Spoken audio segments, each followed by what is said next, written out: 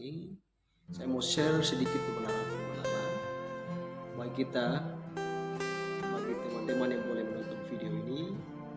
Kebenaran firman Allah ini terambil dalam Injil Yohanes pada pasal yang ke-17 ayat yang ke-21. Demikian kebenaran.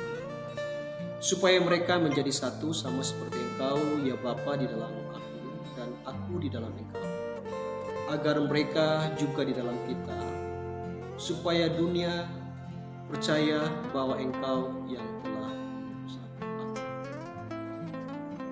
Kita tahu sendiri bahwa kebenaran firman Allah ini yang terambil dalam kitab Yohanes pada pasal yang ke-17 ayat 21 ini merupakan doa Yesus yang disampaikan Yesus kepada murid-muridnya.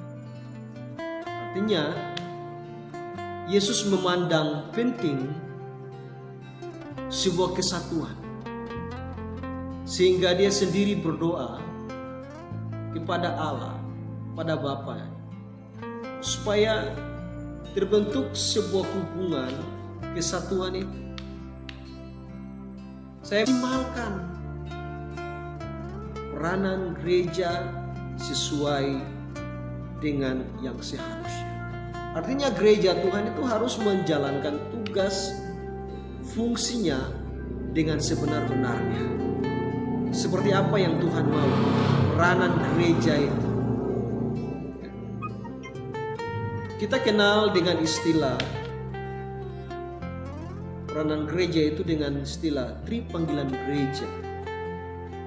Ada istilah tripanggilan gereja ini, dan tripanggilan gereja ini merupakan sebuah hal yang harus dilakukan bagi gereja Tuhan.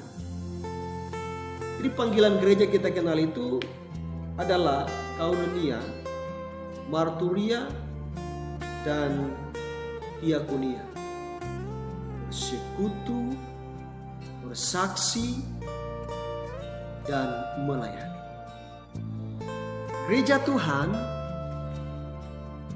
jika tidak menjalankan tripanggilan gereja ini dengan baik, bersekutu, melayani, dan bersaksi, lalu gereja tidak menjalankan tugas peranan gereja ketiga hal ini, maka sebenarnya gereja itu bukan gereja yang berkenan di hadapan.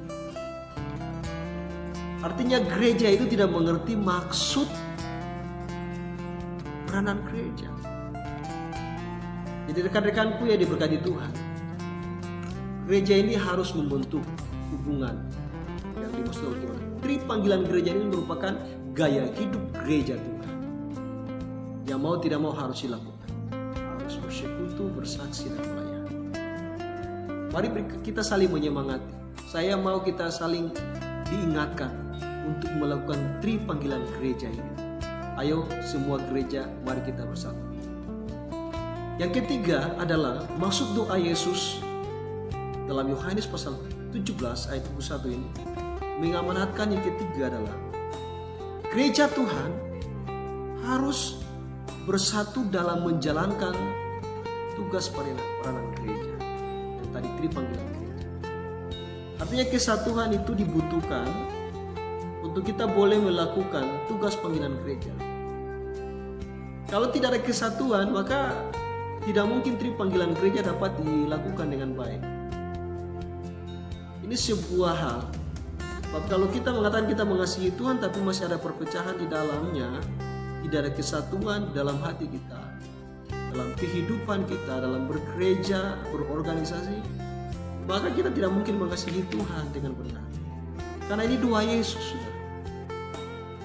Jadi kalau ada orang yang masih mencoba membuat tembok pemisah, sekat yang satu dengan yang lain, maka kita belum mengerti apa yang Tuhan mau dalam hidup kita.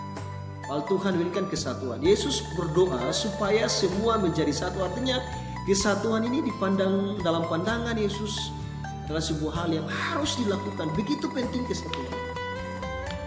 Jadi saya mengingatkan kita dengan video yang singkat ini. Mari kita satu, kita bersatu. Kita bergandengan tangan untuk menjalankan tripanggilan gereja, tugas panggilan gereja kita, supaya doa Yesus itu dapat